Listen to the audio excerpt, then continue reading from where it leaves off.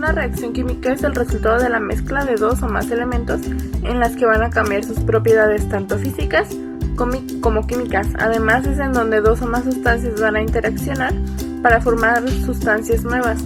Esto pues va a ocurrir debido a la ruptura de algunos enlaces e incluso pues a la formación de otros, las cuales se pueden representar mediante modelos matemáticos.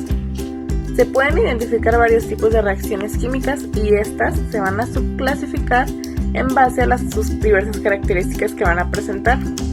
Existen 4 subclasificaciones, en donde la primera es la del criterio energético, que es en donde ocurren las reacciones exotérmicas y endotérmicas, mientras que el criterio cinético va a abarcar aquellas reacciones que son rápidas y las lentas. La tercera clasificación es aquella que se va a basar según la transformación que van a producir las reacciones de síntesis, de descomposición y también la de sustitución. Por último, y según la clasificación de la partícula intercambiada, van a ser las reacciones de precipitación, también están las de óxido-reducción y por último las de ácido-base, también conocidas como reacciones de neutralización. Las reacciones de síntesis o combinación son aquellas en las que ocurre la unión de dos o más sustancias sencillas para formar una sustancia más compleja. Algunas de sus características principales es que se dan en donde generalmente se va a liberar la energía y que podemos concluir de aquí que van a ser reacciones exotérmicas, además de que van a romper los enlaces químicos que no existían anteriormente en los reactivos, y a partir de aquí es de donde se van a formar los nuevos enlaces en los productos y sus propiedades van a ser más marcadas que en las originales, o inclusive pueden tener propiedades inexistentes en los reactivos, además de que pues su fórmula va a ser X más Y, que va a producir XY.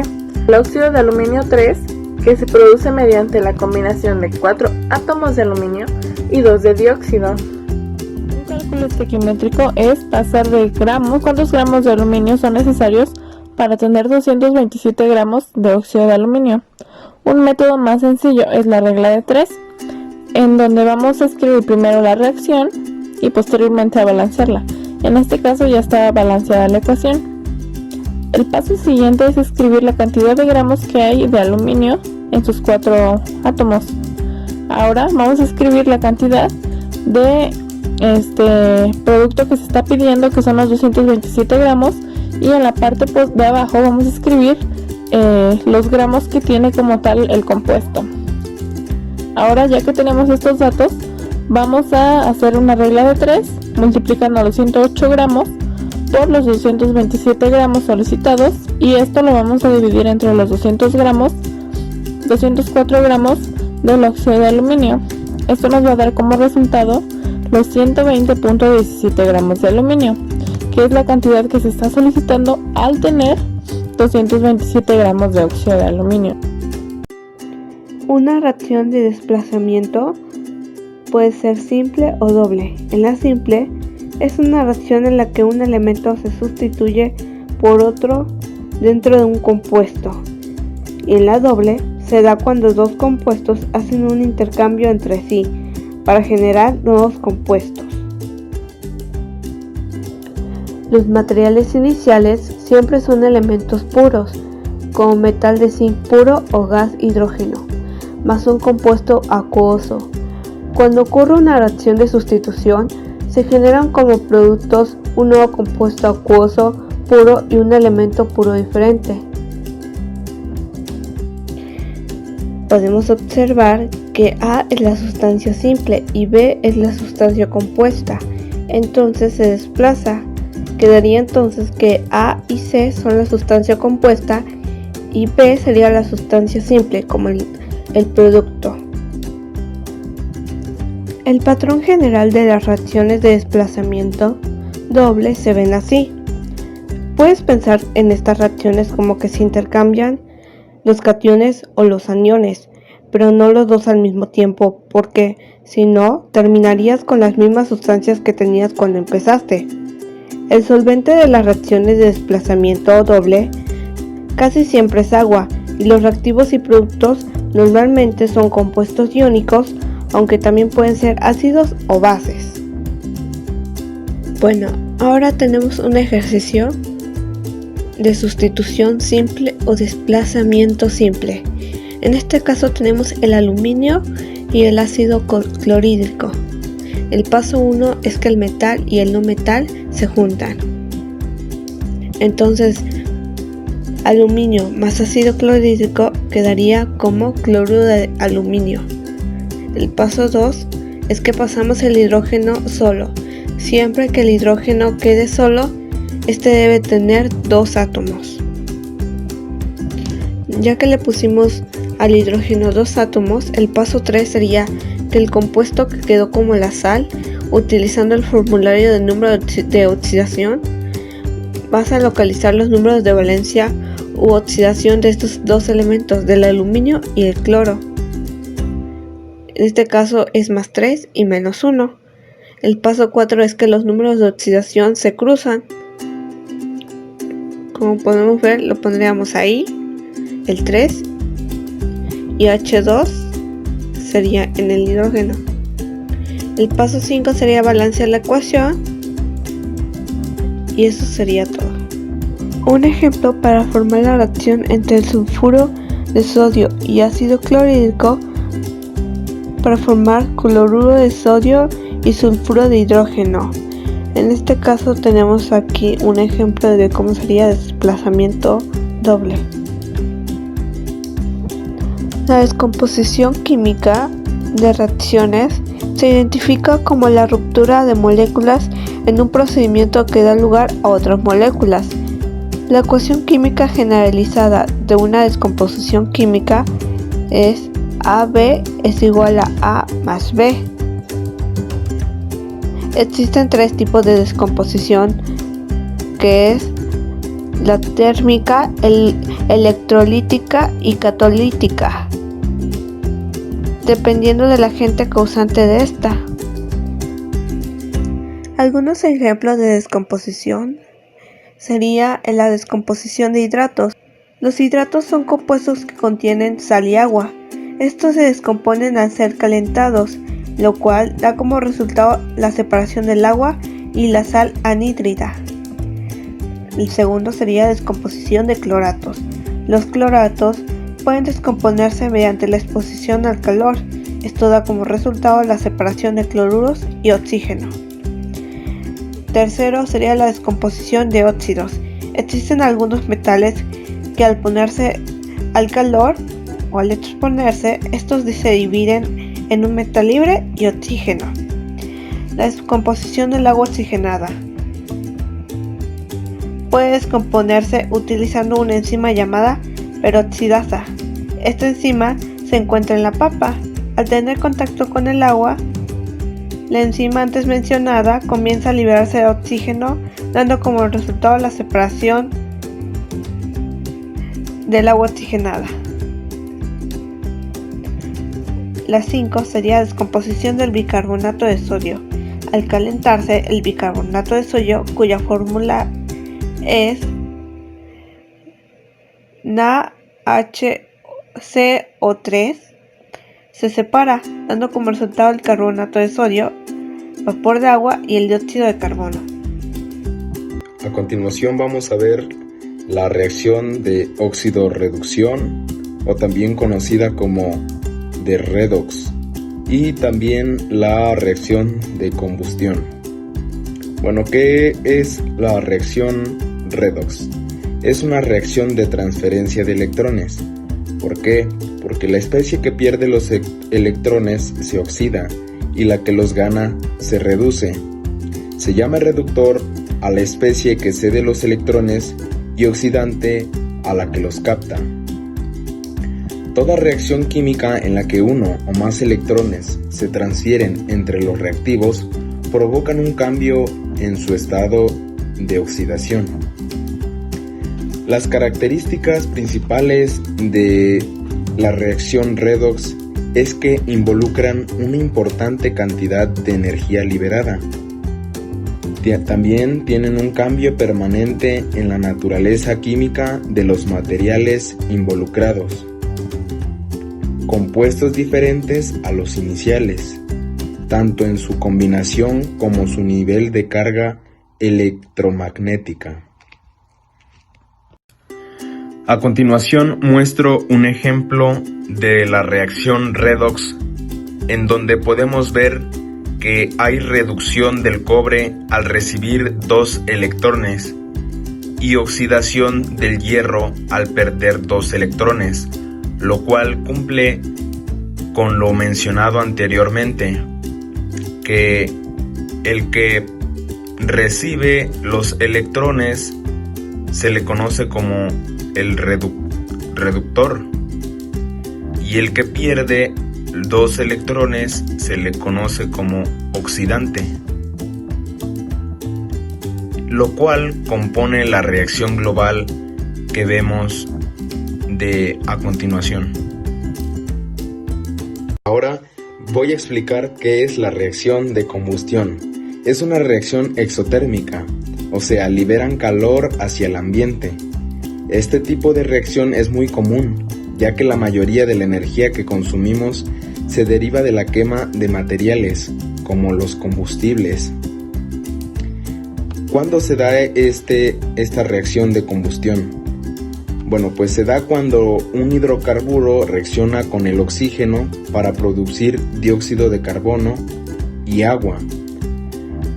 Reacción entre un material combustible y un oxidante. La fórmula química para la reacción de combustión es la siguiente: un hidrocarburo más oxígeno, lo cual nos da dióxido de carbono.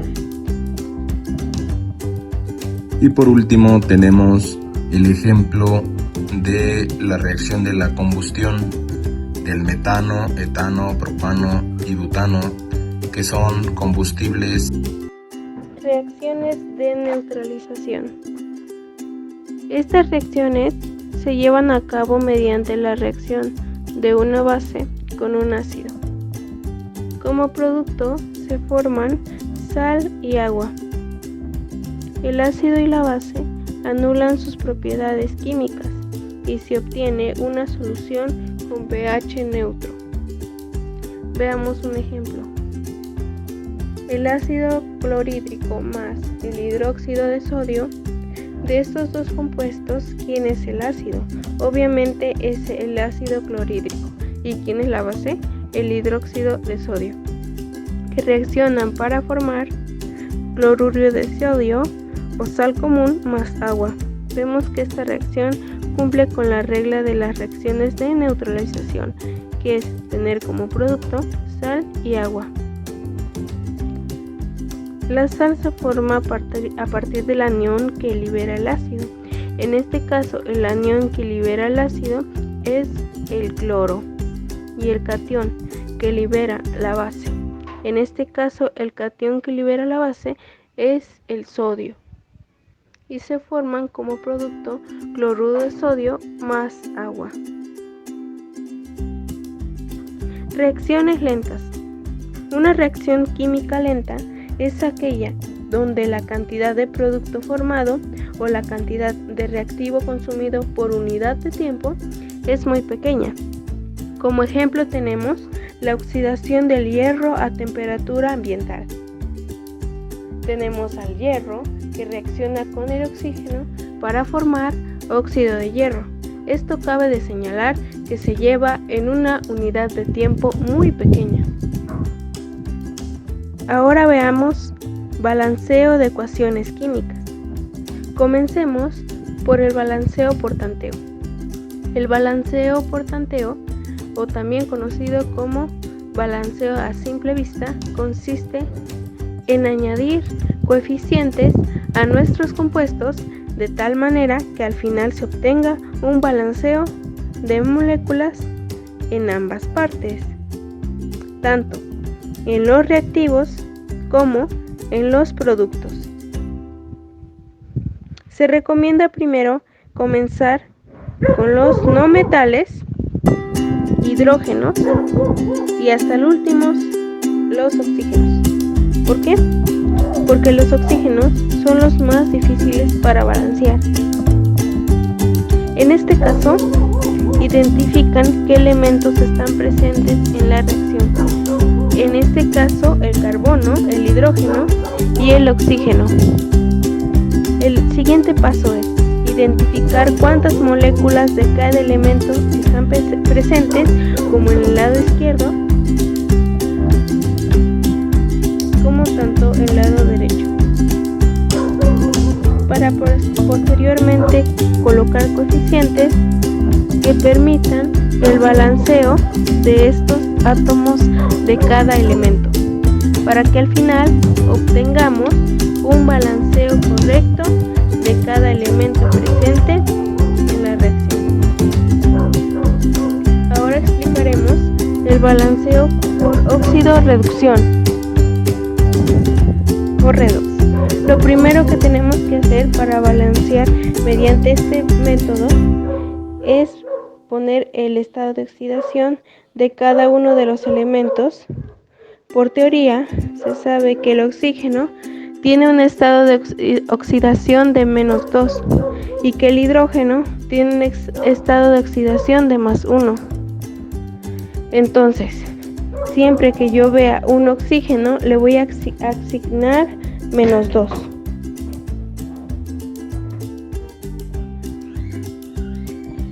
Aquí también tengo un oxígeno y le pongo oxidación. Paso en la parte de los productos. Por igual manera tenemos un oxígeno, le asigno su estado de oxidación. En el óxido de nitrógeno, de igual manera, y le asigno su estado de oxidación. Con los hidrógenos, identifico dónde hay hidrógenos y le asigno su estado de oxidación, que es +1, +1, +1 y ya. El siguiente paso es asignar el estado de oxidación de los elementos faltantes. Siempre me tiene que dar 0 la suma de ellos. -2 por 3, -6. +1 por 1, +1. Para que me dé 0, ¿qué estado es? +5, ¿por qué? Porque +1, +5, -6 es igual a 0. Algo muy importante que también hay que señalar es que todos los elementos que se encuentran solos siempre, por teoría, van a tener un estado de oxidación de 0. Aquí yo le agrego un estado de 0. Lo mismo pasa con el agua. -2 por 1, -2, +1, +2, -2 es igual a 0. Y lo mismo hacemos con los productos, de tal modo que la suma me dé igual a 0 y listo. Procedemos a decir quién se oxida y quién se reduce. Identifico cuáles son los elementos que cambiaron su estado de oxidación y observo que el nitrógeno en la parte de los reactivos tiene un estado de oxidación de +5, cambió a la parte de los productos con estado de oxidación de +2, que redujo en 3 unidades. Se dice que se reduce. El estaño en la parte de los reactivos tenía un estado de oxidación de 0, aumentó 4 unidades en la parte de los productos. Se dice que ganó 4 electrones y se dice que se oxidó. Ahora lo que sigue es poner estos coeficientes de manera cruzada. Por ejemplo, el 4 va con los nitrógenos y el 3 va a corresponder al estaño. Pero ahora los pasos en el estado de oxidación, pongo 4N y 4N, 3 estaño, 3 estaño.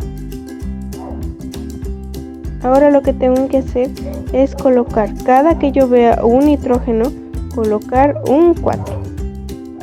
En esta parte veo que tengo un nitrógeno, por lo tanto le coloco el 4. Veo que tengo un estaño, le coloco el 3.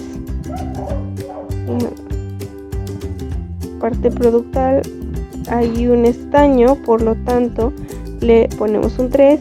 Veo que en el óxido de nitrógeno tengo un nitrógeno, por lo tanto es un 4. Procedo a hacer un balanceo por tanteo. Comienzo con los no metales, hidrógeno y por último el oxígeno. ¿Cuántos nitrógenos tengo en la parte de mis reactivos? 4. ¿Por qué? Porque 4 por N nos da 4N. Y ahora paso a la parte de los productos.